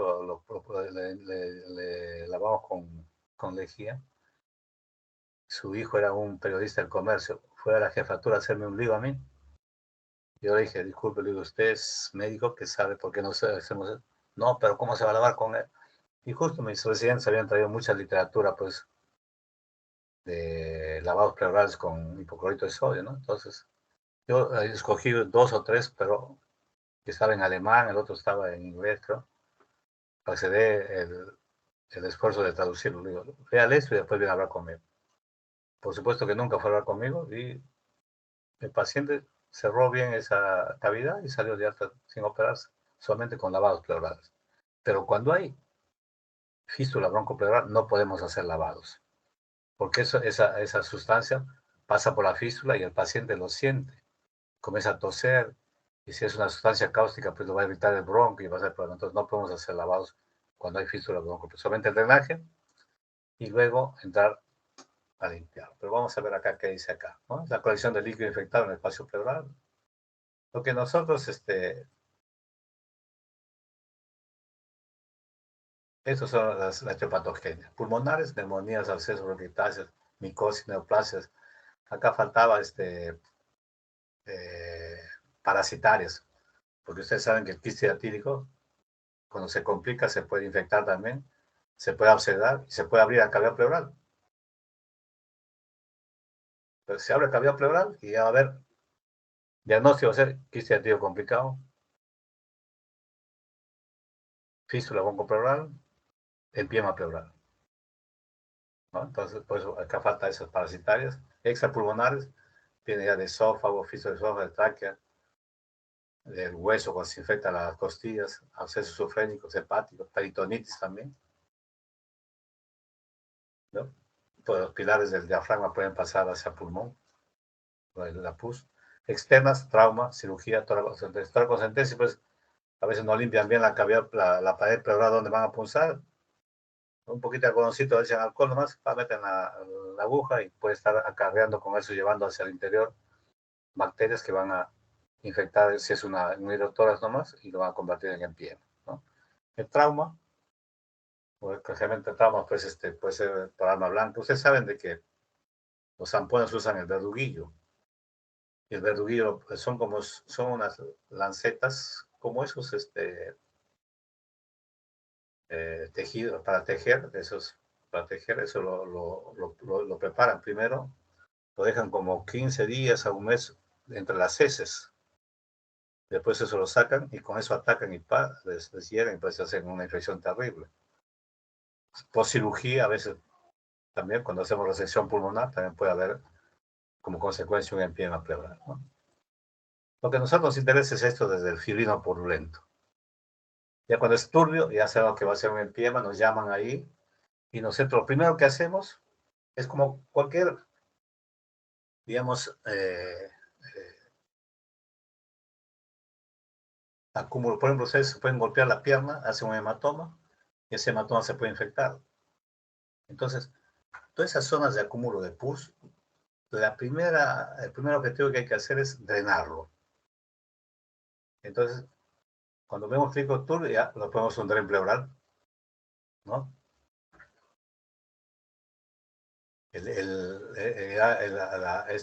La pus tiene pues fibrina, se va asentando sobre la pleura visceral y lo va atrapando al pulmón.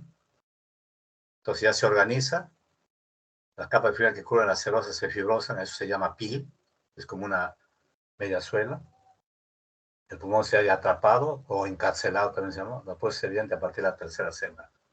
Entonces lo primero que hacemos lo ponemos el dren, ¿no? Como hay fístula, ahí vamos a ver qué fístula es, y esperamos nosotros que se limpie, le hacemos cultivo de la secreción, les damos tratamiento médico, esperemos que se limpie el empiema, ya cuando está como limonada la secreción, entonces ya uno entra a operarlo. Ojo que vamos a operar un tejido en un ambiente contaminado, pero ya una carga bacteriana mucho menor, ¿no? Entonces ahí ya se hace el tratamiento que vamos a ver más adelante. La radiografía muestra pues, no es compatible con derrame, cuando es complicada, y cuando hay una imagen hidroaérea, cuando hay fístula broncopleural y con atrapamiento pulmonar, ¿no? La toracoasclerosis es como se llama ahora, el procedimiento, el gold star, lo llama, es el diagnóstico de elección, ¿no? Hay tabicaciones, puede coexistir con fístula broncopleural. El tratamiento va a ser empírico, primero, antibiótico, luego se da por cultivo, y el quirúrgico va a ser, como dije, primero el drenaje pleural. Si no hay fístula, lavados pleurales, ¿no? Incluso cuando ya se ha lavado todo, se ha limpiado, entonces, en algunos casos incluso hemos entrado con pus evidente, porque se le dio tratamiento por cultivo de las medicinas que salía que era sensible, y a veces no cambiaba la secreción. Y hoy hacemos la toracotomía y hacemos ahí la decorticación pulmonar. O sea, ¿en qué consiste la decorticación pulmonar? En esa capa que se ha formado sobre la pleura visceral, o sea, ese PIL, hay que despegarlo de la pleura visceral. Para eso hacemos un corte con bisturí sobre ese PIL hasta llegar a la pleura visceral y comenzamos con una tornita a despegarlo. Y ahí tiene que entrar a tallar el anestesiólogo. Cuando ya cortamos y comenzamos a despegar, tienen que insuflar el pulmón y eso nos ayuda a despegarlo. Porque a través de donde hemos cortado comienza a herniarse el pulmón y comenzamos a liberarlo. Que no es fácil, porque vamos a encontrar a veces zonas calcificadas. Eso no lo intentamos sacar, lo dejamos ahí, lo aislamos, lo dejamos ahí. Pero muchas veces pues vamos a sacar este PIL con todo y pleura visceral. Y bueno, a veces esa zona que ha quedado despulida, lo tapamos con pleura parietal, sacamos pedazos de pleura parietal y ponemos ahí, lo anclamos ahí. O usamos Gelfond, que es un hemostático, lo cortamos en láminas delgadas y también lo pegamos ahí para evitar que haya fuga aérea, o sea, múltiple fuga aérea para evitar fístula broncopleural después de la cirugía, ¿no? Entonces, una vez que hagamos eso, se ve, digamos, que el pulmón se respande. Si encontramos la fístula, bueno, hay que encontrar la fístula si hay que cerrarlo con plate quiere decir refuerzo, ya sea de pleura o de músculo intercostal. La fístula la hacemos como un sándwich entre dos pedazos de músculo, porque si lo ponemos de frente al punto de la fístula, a los 3 días se abre. porque está en una zona contaminada. Pero si lo ponemos con los responsables de las paredes con músculo, entonces ahí sí va a cerrar bien, ¿no? Si vemos de que el lóbulo en donde está la fístula está muy comprometido, hacemos lobectomía. Y muchas veces el pulmón no viene. Y esto hace mucho tiempo no viene, hay que hacer neumonectomía. Pues se llama decorticación, cierre de fístula bronquial, otra es resección pulmonar. Este es un paciente con un empiema, miren, acá en un nivel. Entonces esto ya está, el pulmón no se mueve, miren. Incluso si comparan el tamaño de este tórax izquierdo con el derecho ha disminuido el tamaño. Miren, los espacios están pinzados. ¿Por qué? Porque también este PIL no solamente está en el pulmón, también está en la pared torácica, por eso hay que decorticar los dos. No solamente el pulmón, sino también la pared torácica. Para liberarlo, no estén pinzados y pueden hacer una buena, porque los músculos intercostales también participan en la función respiratoria, ¿no es cierto? O sea, acá ya se decorticó, miren, ya el tamaño también ya mejoró, miren, los espacios están pinzados, están mejor. Todavía ya está expandido todo el pulmón, seguramente queda alguna fuga y pues se mantiene el recto. ¿Alguna pregunta sobre el empiema? Doctor, ¿podría hacer una pregunta, por favor? Sí, sí. Doctor, en la clasificación, no tanto fibropurulenta, organizada y serosa, doctor, ¿en cuál de esas tres etapas, no, sería más recomendable, no? O sea, ¿cuál de esas etapas, si uno, por ejemplo, inicia el tratamiento, eso, pues, terminado el tratamiento, hace que haya menos comorbilidades en el paciente? O sea, ¿en cuál de estas tres etapas es lo más recomendable iniciar el tratamiento? ¿En la primera, segunda? Porque hay muchos casos que he visto, disculpe doctor, que ya se encuentran casi en la etapa organizada, en la etapa última. Entonces, eso era mi duda, doctor. ¿En cuál de esas etapas sería conveniente iniciar, ¿no?, rápidamente el tratamiento? Ya, el tratamiento se debe iniciar cuando ya está en una etapa, nosotros llamamos contaminada, una zona que está en la fibrino purulenta. Pues voy a buscar acá para ver dónde está. Espérense un ratito. Cuando vemos, digamos, que el tejido ya está turbio, ahí comenzamos, ahí es donde entramos nosotros, en esta parte. En la fibrino purulenta, el líquido es turbio, espeso, aparece en capa de fibrino. Entonces, ahí generalmente nos llaman a nosotros. Y lo primero que hacemos nosotros es ponerle un dren. ¿Ya? Entonces, o sea, donde comienza el cirujano de tórax es acá, en esta zona. Ya cuando está organizado, pues ya llegan. Pero la mayor parte llegan a partir de esta zona, pues. Sí, doctor. Eso lo que vi en muchos estudios, de que casi la mayoría de pacientes llegan en la etapa organizada, ¿no? En la etapa Lo que vemos, sí, lo que nosotros vemos el fibrino purulento, es lo que llamamos líquido turbio, es en nuestros pacientes que operamos. Obviamente dejamos pues los drenes a las 48 horas, ya deben estar los dos drenes sacados cuando se opera. Pero hay algunos que siguen oscilando y comienza el tejido a ponerse turbio. Los tengo que mantener todavía con ese. Después pues, se convierte en empiema, ¿no? Ya franco. Pero desde acá comenzamos nosotros ya a actuar, ¿no? ¿Quién preguntó? Pérez Acuña Leonardo, doctor. Pérez Acuña Leonardo. Muy bien. Listo, doctor, gracias. Ya. Doctor, una consulta, ¿se me escucha? Sí, la escucho. Sí, ¿qué tal, doctor? Soy Miguel Ángel Pérez Acuña. Doctor, una consulta. Estuve leyendo y yo había escuchado que, lógicamente, una de las causas del empiema, no sé si estoy equivocado, puede ser un traumatismo o lesión de tórax. Mi pregunta es, por ejemplo, ¿qué tipo de trauma de tórax es el que me puede traer de consecuencia en sí un empiema? Esa sería mi consulta. ¿Un empiema? Sí. Bueno, ustedes saben que hay traumatismos por arma blanca. Exacto, doctor. Traumatismo por proyectil de arma de fuego. Traumatismos por contusión pulmonar. Y todos los traumatismos que ocasionen neumotórax hemotórax pueden haber empiema, sobre todo el hemotórax. Si no se reserva a tiempo, este traumatismo, esta sangre que está acumulada en la cavidad pleural, se puede infectar. Y si no se infecta, se puede organizar. Y el pulmón está atrapado, entonces tengo que entrar a operarlo. Pero generalmente, lo más frecuentes que más se infectan son los traumas por arma blanca. Entre esos están el verduguillo. Las contusiones básicas, generalmente va a haber contusión pulmonar, que muchas veces no produce ni neumotoras, ni derrame, nada, ¿no? Pero los traumas que producen sangrado, generalmente son los que pueden infectarse y llegar hasta el empiema. ¿Quién preguntó? Gracias, doctor. Yo, Miguel, soy Pérez Acuña, doctor, pero soy el otro Pérez Acuña, soy Miguel Ángel. Miguel Ángel, doctor. ¿El otro es tu hermano? Sí, primero preguntó mi hermano Leonardo y yo soy Pérez Acuña Miguel. Miguel, doctor. Muy bien. Gracias, doctor. Para terminar, esto sí es una cosa rápida, absceso pulmonar. Ustedes saben que el absceso pulmonar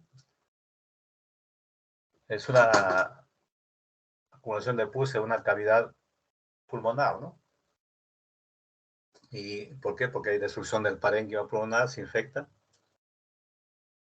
Pero generalmente el absceso pulmonar, el 95% es de tratamiento médico. Solamente un 5% llega a la cirugía. Pero ya no es el absceso agudo, lo que llega a cirugía es el absceso crónico. O sea que tenemos un paciente delgado, anémico, hipoproteinémico, hipoalbuminémico. ¿Por qué? Porque hubo muchas... Bueno, no, si les digo ahorita eso ya no voy a poder preguntar. Entonces, zona localizada de supuración y cavitación del parénquima pulmonar. Ese es el concepto, absceso pulmonar. Eso ustedes lo saben, ¿no? Entonces, mira, ¿cuál es la etiopatogenia? Una de las mayores es la broncoaspiración, ¿no? Pero esto, pues, hay factores predisponentes para esto. Por ejemplo, pacientes con trastorno de la conciencia, convulsiones, pacientes epilépticos, pacientes con traumatismo encefalocraniano. O anestesia casi ya no, por esto era antes cuando daban anestesia con cloroformo y éter, ¿no? Pero ahora, como el paciente desentubado, generalmente se pueden aspirar, pero ya no llegan al absceso. Trastorno de la conciencia, deglución, alcoholismo, drogadicción. Esos son, digamos, la etiopatología. Y generalmente, que son por broncoaspiración, pues son por gérmenes anaerobios y gram negativos. Y esto, cuando es así, el paciente tiene una litosis terrible. Antes de que haya, pues, la gama de antibióticos en Estados Unidos, esto era, pues, absceso pulmonar, era cuestión de, había suicidio por esto, porque tenía una litosis que no lo soportaba nadie. Y su familia eso llevaba, pues, a la depresión y al suicidio, ¿no? Lo mismo pasaba con las bronquiectasias. Bronquiectasias se infectaban con anaerobios, era igualito. Pero ahora no, pues porque ahora el paciente se infecta, ya a veces ni va al médico, solito se automedica o va al farmacéutico y le dice, ¿qué puedo tomar, no? El segundo mecanismo va a ser, pues, la evolución de la neumonía, ¿no? Y la tercera forma va a ser disminución por vía hematógena. Por ejemplo, una infección de una osteomelitis de la tibia, por vía sanguínea va hacia el pulmón, se forman microabscesos, son pequeños, de pequeño tamaño, esos no son operados, no son para cirugía. La localización va a depender del mecanismo de origen, ¿no?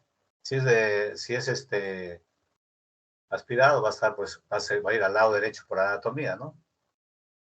A la base del lóbulo superior o al segmento 6, o sea, el segmento ápico superior del lóbulo inferior.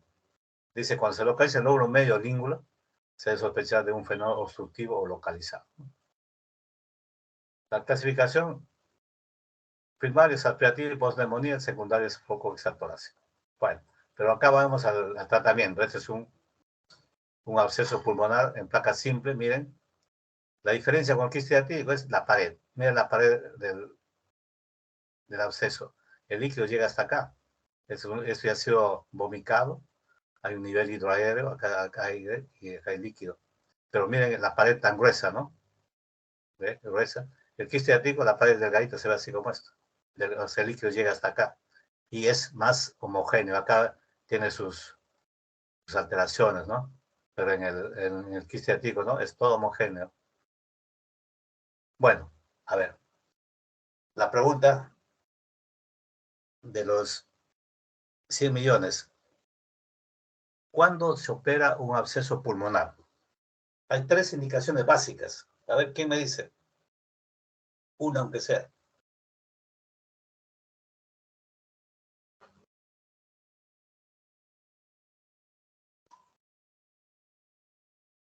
Ya casi al inicio dije una cosa.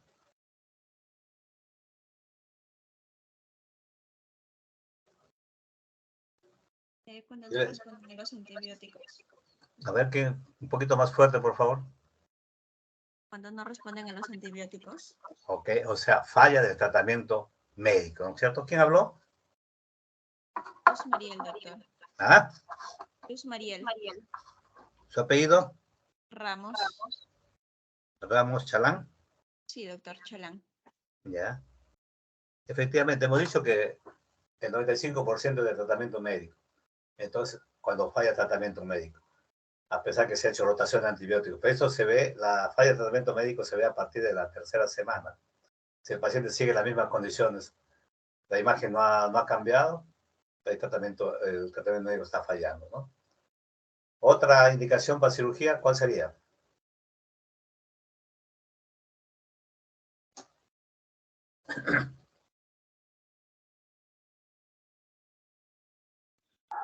Doctor, ¿podría ser paciente con inicios de sepsis?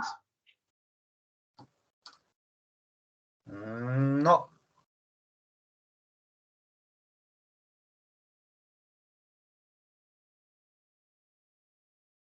La otra indicación es el diámetro de la cavidad. Uno dice mayor de 6 centímetros y es quirúrgico. Y lo otro es cuando hay una complicación. A ver, ya les dije, ya les soplé algo.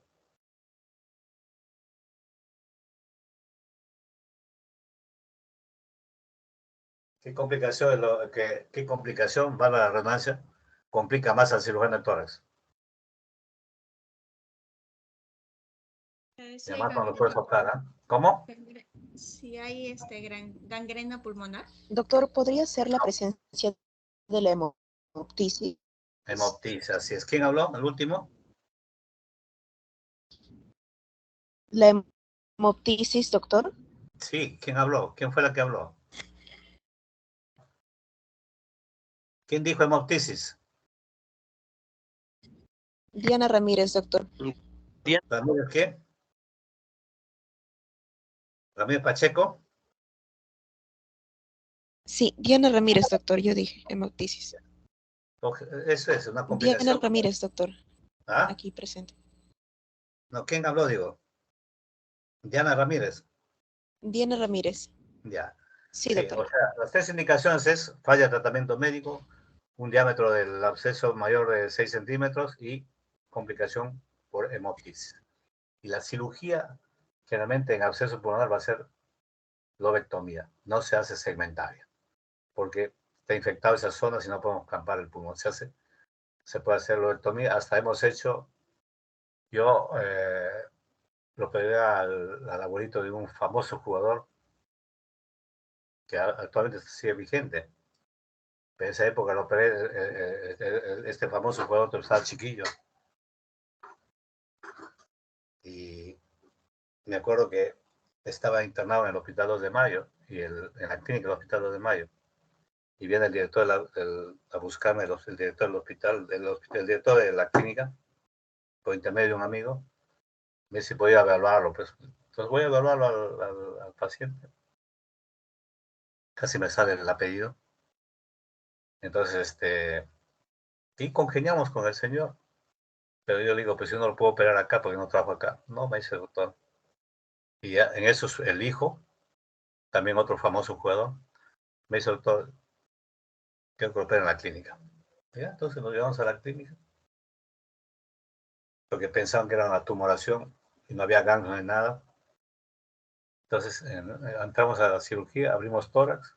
No, oh, sorpresa, no era un un tumor, era un absceso pulmonar gigante que agarraba el lóbulo superior y el lóbulo inferior, así que no me quedó otra que hacerle neumonectomía. Y me acuerdo que el director de la clínica estaba asustado porque no había cuidados intermedios, no había ventilador. Yo le digo, doctor, en mi hospital pacientes van a recuperación. Así que lo operamos, salió muy bien. El hijo viajó al extranjero contratado, me llamaba todos los días al celular y a los 7 días lo doy de alta. Y me dijo, no, doctor, que se quede más tiempo. Habían desocupado todo un cuarto para él solo con su compañía. Se quedó 15 días. Y sin que les diga nada yo, me pagaron también porque se quedó 15 días aparte de lo que pagaron por la cirugía, ¿no? Pero él había hecho un absceso por aspiración, porque los fines de semana él cuidaba de una discoteca y dice que ese día se tomó con una botella de ron y se quedó tirado en el jardín ahí vomitando, seguramente se aspiró y hizo ese absceso pulmonar. Y salió muy bien, felizmente, salió muy bien el paciente, ¿no? Entonces, por eso la cirugía puede ser hasta neumonectomía, pero no se puede hacer segmentectomías. Muy bien, ¿alguna pregunta? Este es del mismo paciente, miren, de arriba no se ve la pared torácica, el grosor de la pared, ¿no? Se ve acá, sí, porque se ve desde arriba, pues. Muy bien, ¿alguna pregunta?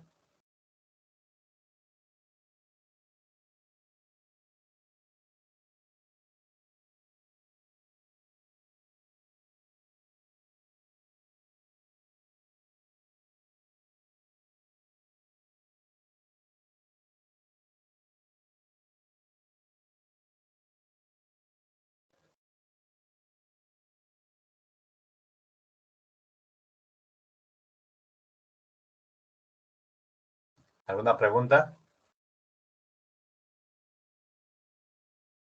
Bueno, vamos a tener un receso de unos 15 minutos, ¿les parece bien?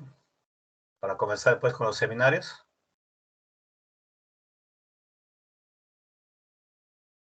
¿Me escuchan? Sí, doctor, está bien.